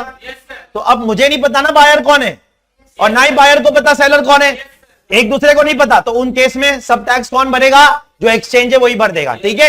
ये जो मैंने बॉटल फेंक के बताया ना, ये सब हम डायरेक्ट करेंगे तो एप्लीकेबल है. बायर को सेलर मालूम है, सेलर को बायर मालूम है, तो मैं उसका टैक्स भर दूंगा, वो मेरा टैक्स भर देगा. लेकिन एक्सचेंज के थ्रू खरीदा तो सुन लो, एक्सचेंज के थ्रू कैसे खरीदा? कैश में क्या काइंड में? काइंड में. कैश वाला तो मैटर सॉल्व कर दिया अपन ने. एक्सचेंज के थ्रू काइंड में. सुन लो अच्छे से, मैं फिर से बोल रहा हूं. अब एक्सचेंज हो गया ऑलरेडी हम लोग का, ठीक है? मेरे पास रिमोट है, ये रिमोट में उसको बेच रहा हूं. किसको? शुभम को. सामने बैठा है वो. शुभम मेरे को बॉटल दे रहा है बदले में. हम लोग दोनों को एक दूसरे का शक्ल दिख रही है, हम लोग दोनों काटेंगे टीडीएस, खुद से भरेंगे, बराबर. लेकिन अब कोई यहां पर थर्ड पर्सन है, ठीक है? उससे मैं खरीद रहा हूं बिटकॉइन, बदले में इथेरियम दे रहा हूं, और वो शुभम को क्या दे रहा है? इथेरियम देकर बिटकॉइन ले रहा है. तो मेरे को कैसे पता चलेगा? तो उस केस में एक्सचेंज को बोला भाई तू काट ले दोनों का टीडीएस, ठीक है? तू ही भर देना, चेक करो उधर. कॉन्ट्रैक्चुअल अग्रीमेंट होना चाहिए. एक सेकंड को पढ़ लेने दे बेटा. Such an alternative mechanism can be exercised by exchange based on the written and contractual agreement with the buyer and the seller. तो वो एक्सचेंज मेरे साथ अग्रीमेंट करेगा, मेरे को एक नोट भेजेगा, मेरे को साइन करके भेजना पड़ेगा, भाई अगर तू कुछ काइंड में एक्सचेंज करता है तो मैं ही भर दूंगा, चलेगा तेरे को? मैं बोलूंगा दौड़ेगा, चलेगा नहीं। क्या होएगा? दौड़ेगा। चलेगा क्यों भाई? उसमें दौड़ेगा ये तो। मैं कहां ढूंढते बैठूंगा बायर को, सेलर को? तू ही कर देना भाई, मेरे पर मत डाल। वो आसान भी है ना यार प्रैक्टिकली, एक एक्सचेंज सबका टीडीएस काटेगा तो ज्यादा आसान है ना। इतने सारे करोड़ों बायर और सेलर कहां ये सब मगजमारी में पड़ते बैठे, ठीक है। If such an alternative mechanism is exercised, अगर ऐसा एक्सरसाइज करते हो आप, ठीक है, the exchange would be required to deduct tax for both legs. Both legs मतलब, अरे बोलो ना बेटा, ये लॉ का वर्ड है बोथ लेग्स। बोथ लेग्स मतलब, अरे भाई शुभम को मैंने बॉटल दिया और शुभम से ये खरीदा, तो मुझे रिमोट पे टीडीएस काटना है। खरीदा रिमोट ना, और शुभम ने बॉटल खरीदा तो उसको बॉटल पे टीडीएस काटना है। तो दोनों लेग का टीडीएस मतलब मेरी टांग का भी उसकी टांग का भी टीडीएस कौन भरेगा? एक्सचेंज भर देगा। Both legs means both transaction रे बाबा, ठीक है। बढ़ू क्या आगे? एंड पे टू द गवर्नमेंट, दोनों का ट्रांजैक्शन का टीडीएस वही काटेगा और गवर्नमेंट को भरेगा। In form 26Q it will for the reason explained before need to report it as tax deducted on both legs of the transaction. चलो ठीक है। Buyer and seller would not be independently required to follow the procedure prescribed under 194S। Buyer seller को सब करने की जरूरत नहीं है, इंश्योर करने की। तो काइंड में कुछ खरीदोगे तो इंश्योर करना पड़ेगा ना आपको, सामने वाले ने भरा कि नहीं भरा। कुछ करने की जरूरत नहीं है, तुम्हारा सिर्फ अग्रीमेंट होना चाहिए। किसके साथ? अरे बायर और सेलर का किसके साथ एग्रीमेंट होना चाहिए? क्या एग्रीमेंट होना चाहिए? कि तू ही काटेगा, तू ही भरेगा, दोनों लेग पे तू ही भरेगा। अगर हम लोग काइंड में भी कुछ खरीदते हैं तो तू ही भर देना, ठीक है। When exchange opts for deduction of tax under 194S of the Act on such transaction, there is a possibility that the tax amount deducted is also in kind and needs to be converted into cash before it can be deposited with the government. इधर देखो बेटा जरा, इधर देखो, बहुत ही beautiful point है। बोलू क्या मैं? बोलो ना रे। इधर देखो, इधर मेरी तरफ। मिस्टर ए, मिस्टर बी, इसने मेरे को बिटकॉइन दिया। कितने बिटकॉइन दिया? 10 क्वांटिटी। बदले में मैंने इसको इथेरियम दिया। कितने इथेरियम? क्वांटिटी 100, ठीक है। तो मैं बिटकॉइन का बायर हूं और ये बिटकॉइन का सेलर है, और ये इथेरियम का बायर है और ये इथेरियम का सेलर है। तो मुझे बताओ किसको किस पे टीडीएस बाय डिफॉल्ट किसको किस पे काटना है? मुझे इस पे काटना है टीडीएस और इसको इस पे काटना है टीडीएस, बराबर ना बेटा। अब ये सब मगजमारी के बदले अपन ने काम पे किसको लगा दिया? एक्सचेंज को बोला कि भाई तू इस पे 1% काट ले, ठीक है। इसका 1% will be how much? Bitcoin का 1% विल बी हाउ मच? 10 का 1%, मतलब 1% 1 होता है तुम्हारी, तो 10 का 1% 1 होता है 0.1 बिटकॉइन। अरे बिटकॉइन आएगा ना आंसर तो बिटकॉइन ही आएगा ना, रुपीस में थोड़ी आएगा। सिमिलरली जब ये इसके लिए टीडीएस काटेगा, बायर के लिए इथेरियम का काटना पड़ेगा ना। इथेरियम खरीद रहा है ना वो, तो वो इथेरियम के टाइम पे वो एक्सचेंज कितना टीडीएस काटेगा? 1% ऑफ 100 क्वांटिटी ना, तो एक इथेरियम काट लेगा वो। अरे भाई यहां पर काटेगा भी तो काइंड में ना। अरे भाई सामने वाले को बिटकॉइन देते समय 0.1 बिटकॉइन कम काट के देगा और सामने वाले को इथेरियम देते समय एक इथेरियम कम देगा 1% के हिसाब से। तो मुझे बताओ एक्सचेंज के पास अभी क्या आ गया? 0.1 का बिटकॉइन पड़ा हुआ है, 0.1 का बिटकॉइन पड़ा हुआ है और 1 इथेरियम पड़ा हुआ है। वो पहले वाले बायर का 0.1 है और वो दूसरे वाले बायर का 1 इथेरियम पड़ा हुआ है। अरे भाई अभी उसको पे करते समय गवर्नमेंट को थोड़ी इथेरियम देगा वो, गवर्नमेंट को इथेरियम देगा, गवर्नमेंट फेंक देगी उठा के उसको। गवर्नमेंट को बिटकॉइन थोड़ी देगा वो। मुझे बताओ अभी एक्सचेंज को क्या ये बिटकॉइन और इथेरियम जो उसने काटा है? अरे देखो बॉटल में से मैं टीडीएस नहीं काट सकता हूं, लेकिन बिटकॉइन में से तो काट सकता हूं ना। वो तो अपने में एक करेंसी है और वो पार्शियली भी बिकती है, फ्रैक्शंस में भी बिकती है। शेयर्स थोड़ी है जो फ्रैक्शन में नहीं बिकेंगे। अरे यार ऑनलाइन वालों कुछ समझ में आया क्या? तो 10 बिटकॉइन खरीदते समय तेरे को 0.1 का बिटकॉइन का टीडीएस काटना है, ठीक है। मतलब 1%, बराबर। काइंड में ही काटना पड़ेगा। अच्छा रात में जब 12 बज जाएंगे, कितने बजेंगे? 12 बज जाएंगे। सोचने का पूरे दिन में सिर्फ यही ट्रांजैक्शन किया, ठीक है। एक्सचेंज के पास एक इथेरियम कटा हुआ होगा और एक 0.1 बिटकॉइन, उसको वो रुपीस में कन्वर्ट करेगा रात में 12 बजे। कितने बजे? 12 बजे वो कन्वर्ट करेगा और फिर वो भर देगा। कुछ समझ में आया? मैंने कुछ समझ में आया? चेक करते अभी आराम से। इसका फोटो लेना है तो बाद में ले लेना, ठीक है। Just wait. कहां पर था मैं? यहां से मैं वापस पढ़ रहा हूं। When the exchange opt for deduction of tax, exchange बोलता है मैं काटूंगा। Under 194S of the Act, on such transaction, there is a possibility that the amount deducted is also in kind and also needs to be converted in cash before it can be deposited with the government. In this regard, the following mechanism shall be adopted by the exchange. At the time of transaction, exchange will deduct TDS in pair being traded. For example, in case of trade for Monero to DISO, Monero एक crypto है, DISO एक दूसरा crypto है। किसका किस में trade हो रहा है? Monero का DISO में। तो 1% of Monero and 1% of DISO will be deducted as tax under 194S by the exchange. दोनों का 1% वो काट लेगा, ठीक है। And the balance shall be transfer to customer, बराबर। बैलेंस क्रिप्टो वो कस्टमर को दे देगा, बराबर। The trail of the evidences of the transactions evidencing deduction of 1% of consideration for every VDA to VDA trade shall be maintained by the exchange. वो exchange को maintain करना पड़ेगा। The exchange shall immediately execute a market order for converting this tax deducted in kind. तो exchange इसको क्या करेगा? kind में convert कर देगा, ठीक है। exchange इसको kind में convert कर देगा। कैसे सॉरी मैं फिर से पढ़ रहा हूं। The exchange shall immediately execute a market order for converting this tax deducted in kind to one of the primary VDAs. One of the primary VDAs मतलब क्या? इधर देखो बेटा, ये सब फालतू करेंसी है। मोनेरो, डिसो, ये सब फालतू है। प्राइमरी VDA मतलब ऐसा VDA, इधर देखो बेटा, जो अल्टीमेटली रुपीस में कन्वर्ट होता है। किस में कन्वर्ट होता है? Ultimately rupees. तो वो उसको किस में कन्वर्ट करेगा? मोनेरो और डिसो को एक प्राइमरी VDA में कन्वर्ट करेगा। प्राइमरी VDA मतलब बिटकॉइन प्राइमरी है, जिसका रुपीस का कन्वर्जन आपको मिल जाएगा मार्केट से, या इथेरियम देखो ना, या USDT या USDC। कुछ समझ में आया मैंने क्या बोला? दुनिया में हजारों किस्म के क्रिप्टो हैं, हर चीज का INR से कन्वर्जन आपको नहीं मिलने वाला है। तो पहले वो प्राइमरी VDA में कन्वर्ट करेगा और फिर which can be easily converted into what? Underline what? जल्दी बोलो बेटा, INR। तो वो 1% डायरेक्ट काटेगा, काइंड काटेगा 1%, और उसको तो वो उस प्राइमरी VDA में कन्वर्ट करेगा, फिर प्राइमरी VDA को INR में कन्वर्ट कर देगा।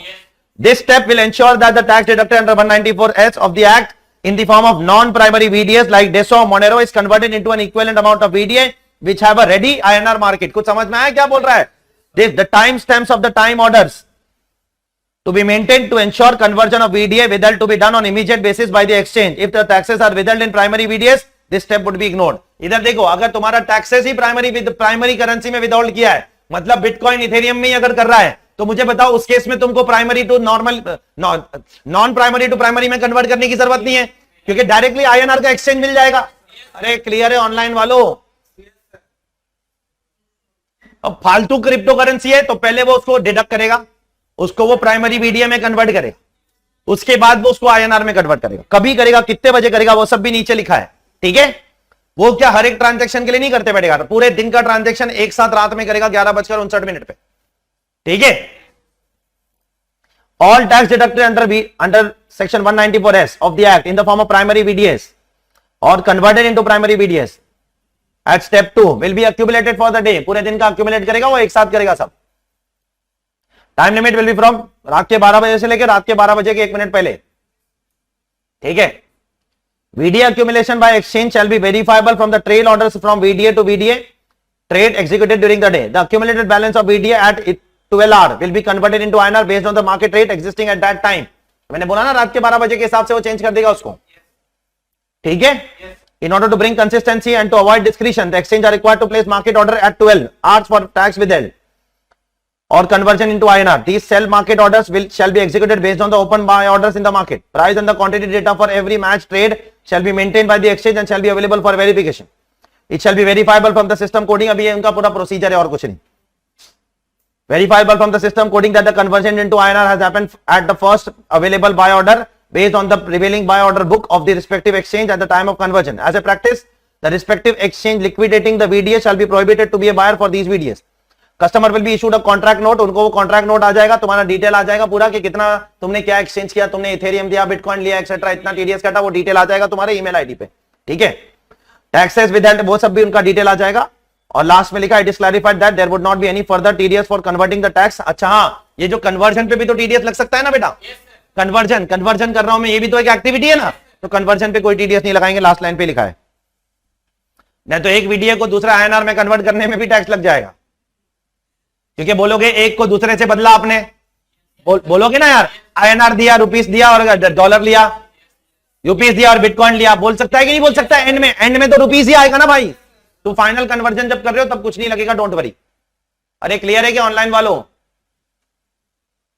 तो क्या समझे आप इस पूरे काइंड से? इधर देखो बेटा, मैं शुभम से डायरेक्टली खरीद रहा हूं, एक्सचेंज के थ्रू नहीं खरीद रहा हूं, शुभम से डायरेक्टली खरीद रहा हूं। बिटकॉइन दिया, इथेरियम लिया, तो हम दोनों को एक दूसरे को इंश्योर करना पड़ेगा, बराबर? ठीक है, मैं देखूंगा कि शुभम ने काटा कि नहीं काटा। शुभम ने भरा ना, भर दिया तो मैं उसको दे दूंगा। शुभम देखेगा मैंने भरा कि नहीं भरा, मैं भर दिया तो शुभम मुझे दे देगा, बराबर? अब छोड़ो इसको। दूसरा क्या, एक्सचेंज वाला लफड़ा है। अगर मैं एक्सचेंज से क्या खरीद रहा हूं, बिटकॉइन खरीद रहा हूं और इथेरियम दे रहा हूं, तो मुझे कैसे पता चलेगा भाई, ठीक है, कि बायर कौन है, सेलर? उसको भी कैसे पता चलेगा उसका बायर कौन है, उसका सेलर कौन है? तो रिस्पॉन्सिबिलिटी किसकी है? एक्सचेंज की है। वो क्या करेगा, वो दोनों का टीडीएस काटेगा काइंड में ही। 10 इथेरियम दे रहा है तो 10 इथेरियम में से 1% काट देगा, एक बिटकॉइन दे रहा है तो एक बिटकॉइन में से 1% काट देगा, काट के अपने पास रख लेगा। रात में 12 बजे सब कन्वर्ट करेगा बैठ के पूरे दिन का। अरे यस और नो यार बेटा, हर एक ट्रांजेक्शन के लिए नहीं करेगा, उसको पूरा ट्रेल रखना पड़ेगा। मतलब पूरे दिन में ऐसा कितनी बार किया है उसने, उनके पास सॉफ्टवेयर है सब, उनको टेंशन लेने की जरूरत नहीं, उनको मेहनत नहीं करना है। तो ऐसा अगर इंडिविजुअली मैनुअली करना पड़े ना, एक्सचेंज बोलेगा मैं क्रिप्टो की मार्केट छोड़ रहा हूं, इंडिया का टैक्स इंप्लीकेशन में मेरी जिंदगी चली जाएगी, ठीक है। वो ऐसा नहीं होता है, उनके पास सॉफ्टवेयर है पूरा, वो कर लेंगे उससे। वो बाहर के देशों में भी होता है। क्वेश्चन नंबर 3, अभी छोटे छोटे क्वेश्चन से देख लेते, अभी कुछ खास नहीं है, जो भी था पहला 2 ही क्वेश्चन था। Whether the provision of 194Q of the act, अरे बाप रे, इधर देखो ना बेटा, क्या क्रिप्टो भी एक गुड्स है? तो 50 लाख के ऊपर खरीदा तो क्या 194Q लगेगा? मुझे नहीं लगेगा, माफ कर दिया। बोले वो नहीं लगेगा भाई, माफ कर दो भाई।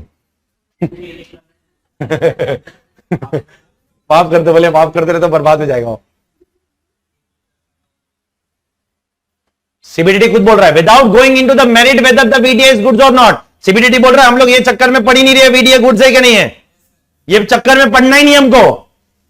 अगर गुड्स नहीं है तो फिर तो सवाल ही नहीं उठता है, अगर गुड्स है तो भी हमको चक्कर में नहीं पढ़ना है, नहीं तो एक अलग डिबेट शुरू होगा, क्या वीडीए गुड्स है? हाँ, ये एक अलग अलग टेंशन चालू हो जाएगा ना कि वीडीए गुड्स के डेफिनेशन में आता है। वो बोलता है हमको चक्कर में पढ़ना, without getting into the merit of that do not deduct TDS under 194Q। Clear है? अरे बोल दो भाई। Question number 4, whether the consideration for transfer of VDA shell be on gross basis including GST और कमीशन और after excluding that is on net basis. क्या लगता है तुमको? चेक कर लो, सिंपल है, सब जो पहले पढ़ा है वही है, नेट बेसिस पे करो, जीएसटी वीएसटी निकालो उसमें से।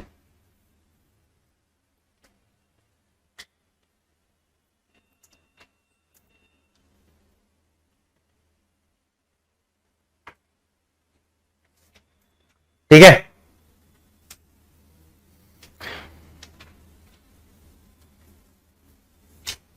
हाँ अब इधर देखो, इधर लास्ट 1-2 क्वेश्चन है, कुछ खास नहीं इतने। ऐसा क्वेश्चन हमने पहले भी किया है, कहीं तो किया, अभी मैं वो नहीं बताने के चक्कर में पढ़ रहा हूं, कहीं तो किया, इतना बोल रहा हूं, बस छोड़ रहा हूं। क्वेश्चन नंबर 5 पढ़ते हैं। In a transaction where the payment is being carried out through payment gateways, underline payment gateways मतलब क्या? रेजर पे, वेजर पे के थ्रू आता है पेमेंट। देयर में बी डिडक्शन ट्वाइस, पहले पेमेंट रेजर पे को जाएगा, फिर रेजर पे जाएगा अपने को, सेलर को। और लंबा चौड़ा हिसाब किताब है, 2 बार टीडीएस काटने का क्या, चेक करो उधर। To illustrate that a person XYZ, जैसे आप लोग पेमेंट करते हो ना, अगर वेबसाइट से किसी ने खरीदा मेरे लेक्चर्स, एनीबॉडी? हाँ, वेबसाइट से खरीदा प्रवीण तूने, तो तूने पेमेंट वेबसाइट से किया था, तो पहले मुझे कैसे पेमेंट आया? मुझे नहीं आया, मुझे पेमेंट तेरा 4 दिन बाद आया। पहले वो रेजर पे को गया, फिर रेजर पे ने मुझे पेमेंट किया। इसलिए मैं बोलता हूँ डायरेक्ट पेमेंट करो, वेबसाइट से मत करो। बिकॉज रीजन बीइंग, सबसे पहले मेरे को लेट पैसा मिलता है, दूसरा मेरे को ट्रैक रखना पड़ता है कभी नहीं आया तो, तीसरा सबसे इंपॉर्टेंट मेरा रीजन ये है कि वहां पर मेरा 2.5% कमीशन कट जाता है। तो तू अगले कल के लेक्चर में 850 रुपया लेके आना था। मेरे वजह से मेरा 850 रुपया क्या फुकड़ का, ठीक है। तो ये मल्टीपल रीजन है कि रेजर पे से अगर आप पे कर रहे हो तो उसमें 2.5% कमीशन वो लोग काट लेते हैं, ठीक है। That's a big amount for a businessman यार।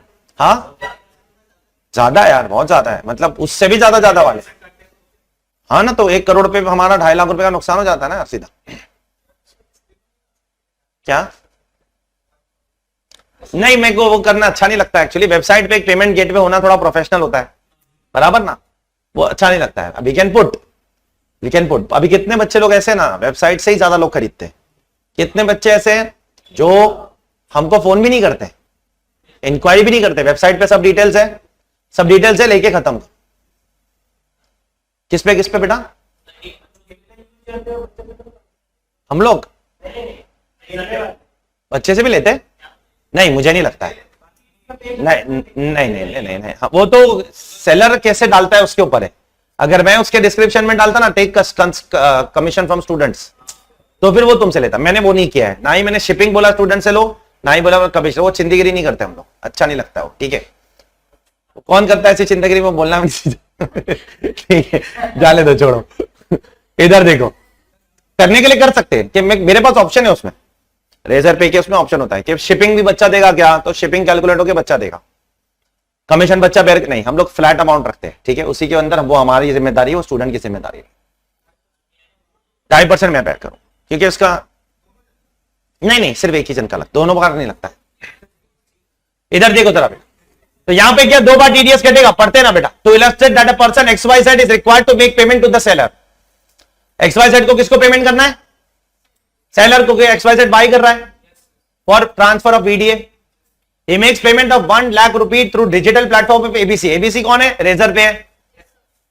On these facts, liability to deduct tax under 194S may fall on both XYZ and ABC.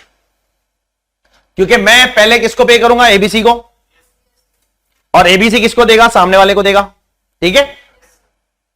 तो अब क्या करने का, देखो जरा, चेक करो नीचे क्या बोलता है। पेमेंट गेटवे को कोई टीडीएस वीडीएस नहीं लगने वाला है, ठीक है। जो टीडीएस लगेगा वो बायर को लगेगा, पेमेंट गेटवे को नहीं लगने वाला, ठीक है।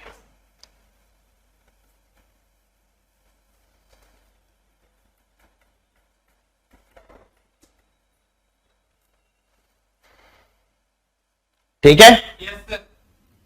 अब एक आखिरी सवाल, टीडीएस का सेक्शन कब से एप्लीकेबल है? ये श्योर हो आप? अब सुनो साहब, और ये सेक्शन कब से एप्लीकेबल है?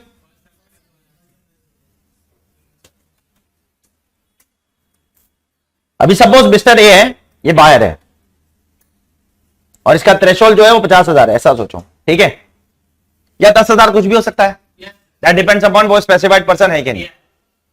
अब अगर इसने जुलाई तक मिस्टर बी से 40,000 का बिटकॉइन खरीद लिया है, क्या वो टीडीएस काटेगा? अप्रैल में जून में लाउडर बोलो ना।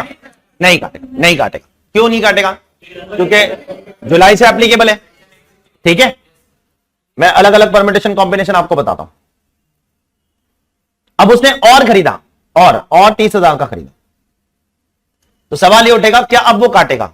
और सवाल ये उठ रहा है क्या 50,000 क्रॉस कर रहा है कि नहीं कर रहा है, वो कंप्यूट करने के लिए क्या ये 40,000 भी इंक्लूड करना है? तो सीबीडीटी बोलता है यस। 50,000 क्रॉस कर रहा है कि नहीं कर रहा है, ये पता लगाने के लिए उस समय का भी 40,000 काउंट करना है जब ये सेक्शन आया ही नहीं था, क्योंकि उस टाइम पे जो 50,000 का थ्रेशोल्ड है ना, that is for a financial year. तो अब मेरे को बताओ पूरे फाइनेंशियल ईयर में उसने कितना पेमेंट कर दिया? 70,000। तो अब ये 70,000 रुपीज नहीं, सिर्फ कितने पे टीडीएस काटेगा? सिर्फ और सिर्फ 30,000 रुपीज पे, क्योंकि 30,000 रुपीज 1/7/2022 के बाद क्या हो रहा है? पेमेंट हो रहा है। प्लीज ध्यान से सुनना, बराबर से सुनना, थोड़ा कंफ्यूजिंग पॉइंट है। मैं फिर से हटा रहा हूं यहां से डेटा। 40,000 रुपए पे मेरे को टीडीएस काटना है कि नहीं काटना है, पहले ये बताइए, रीजन बोलो। जून के पहले जो भी पेमेंट किया उस पर टीडीएस नहीं काटा, सेक्शन यहां से चालू होता है। अब अगर सेक्शन यहां से कुछ चालू होता है, तो यहां से अगर मैं पेमेंट करना चालू करता हूं सेम बंदे को मिस्टर बी को, तो क्या 50,000 के थ्रेशोल्ड में इसको भी काउंट करते रहने का? Answer is yes. क्या बोला बेटा, समझ में आया क्या? लेकिन टीडीएस सिर्फ उतने पे ही काटने का जो बाद में पेमेंट किया। अरे यार, तो बाद में कितना पेमेंट किया? 30,000, उतने पे। पहले 40 पे नहीं काटोगे आप, क्योंकि पहला 40 तो जून तक आया था ना, ठीक है। आ जाओ बुक के अंदर, ये अगला क्वेश्चन है और आखिरी क्वेश्चन है, ठीक है, आराम से। ये दिक्कत कब आती है मालूम? जब भी section middle of the year से चालू होता है। अगर अप्रैल से चालू होता तो ये दिक्कत नहीं आती। Section 194S came from 1st July. The liability to deduct TDS under 194S of the Act applies only when the value or the aggregate of the consideration for transfer of VDA exceeds 50,000 rupees during the financial year in case of specified person and 10,000 in case of others. It is not clear how this limit of 50,000 or 10,000 is to be computed. ये limit कैसे निकालू भाई?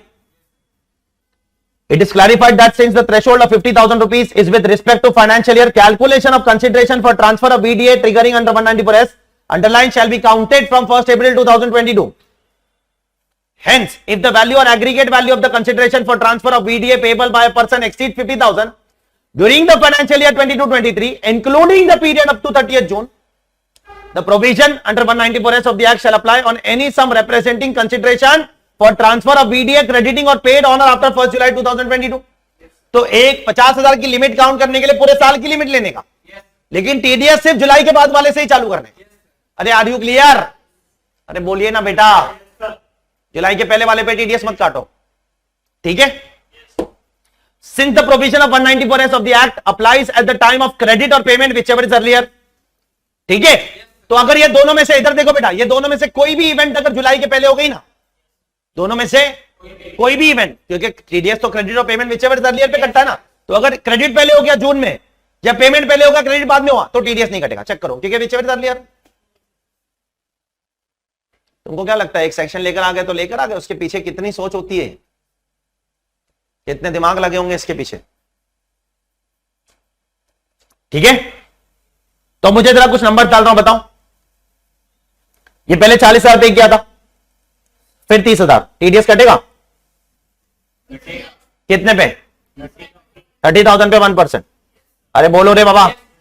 अच्छा पहले 60,000 पे किया था, फिर 10,000 पे किया, टीडीएस कटेगा कितने पे? लाउडर बोलो जरा. सिर्फ 10,000 पे 1%. बोलो बेटा यार. That's it. ये दो ही ऑप्शन बचते हैं, और क्या बचते हैं, ठीक है? ठीक है, बाद के अमाउंट पे ही कटेगा. अच्छा पहले 20,000 था, फिर 25,000 है, टीडीएस कटेगा? नहीं कटेगा अगर स्पेसिफाइड पर्सन है तो, और अगर स्पेसिफाइड पर्सन नहीं है तो कट जाएगा. तो 10,000 की लिमिट है, ठीक है? क्लियर है सबको? That's it. एक आखिरी चीज है यहां पर, सीबीडीटी ने एक सर्कुलर लाया है, वो भी बता देता हूं मैं आपको. यहां पर आ जाओ कि वर्चुअल डिजिटल असेट में से क्या क्या एक्सक्लूड हो जाएगा. कुछ चीजों को बाहर निकाल दिया, इसी के बारे में बात कर रहा था वैभव बेटा तू, ठीक है? ये लास्ट पेज है इस चैप्टर का.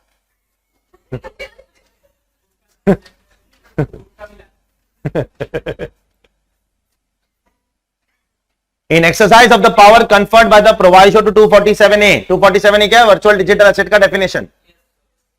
The central government hereby notifies the following virtual digital asset will be, which shall be what, underline, excluded from the definition of virtual digital asset. इन सबको बाहर निकाल दिया,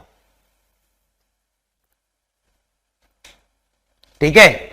गिफ्ट कार्ड को बाहर निकाल दिया, वाउचर्स को बाहर निकाल दिया. वाउचर्स होते ना ये शॉपर स्टॉप के, होते कि नहीं वाउचर तेरे? वो सब वर्चुअल डिजिटल एसेट नहीं है भाई. Being a record that it may be used to obtain goods or services or discount on goods or services, like shopper stop voucher लिख दो उधर चाहिए तो, वो वर्चुअल डिजिटल एसेट नहीं है. वैसे भी उसके ऊपर लिखा रहता है it is not for sale. अगर आप देखोगे तो वो सेल के लिए नहीं है. हाँ लेकिन आप किसी और को दे सकते हो ना, वो पास ऑन कर सकते हो, बेच नहीं सकते हो ऑफिशियली मार्केट में. उसके बाद ये क्रेडिट कार्ड, डेबिट कार्ड में माइलेज पॉइंट आते हैं, मालूम तुमको? बैंक वाले देते हैं भर भर के अंदर. Mileage points, reward points, loyalty card being a record given without direct monetary consideration under an award, reward, benefit, loyalty, incentive, rebate or promotion program that may be used or redeemed only to obtain goods or services or discount on goods or services. Clear? Yes. अरे बोलिए, ये सब भी नहीं है virtual digital asset. Moral of the story सिर्फ crypto को डाला है भाई, साफ साफ बोला है यहां पर. सब्सक्रिप्शन टू वेबसाइट्स और प्लेटफॉर्म्स और एप्लीकेशन. नेटफ्लिक्स का सब्सक्रिप्शन है, आपके पास है, आप किसी को बेच रहे हो तो वो बेचने पे आपको कोई गेन वेन नहीं लगेगा, डोंट वरी, ठीक है? कुछ नहीं है, वो वर्चुअल डिजिटल एसेट नहीं है. एक छोटा सा क्लैरिफिकेशन है, कोई बहुत महान चीज नहीं है, लेकिन एग्जाम के लिए इंपॉर्टेंट हो सकता है. अभी इनिशियल लेवल पे यही पूछेंगे लोग, एमसीक्यू में डाल देंगे कि बताओ क्या वर्चुअल डिजिटल एसेट में आएगा क्या नहीं आएगा, ठीक है?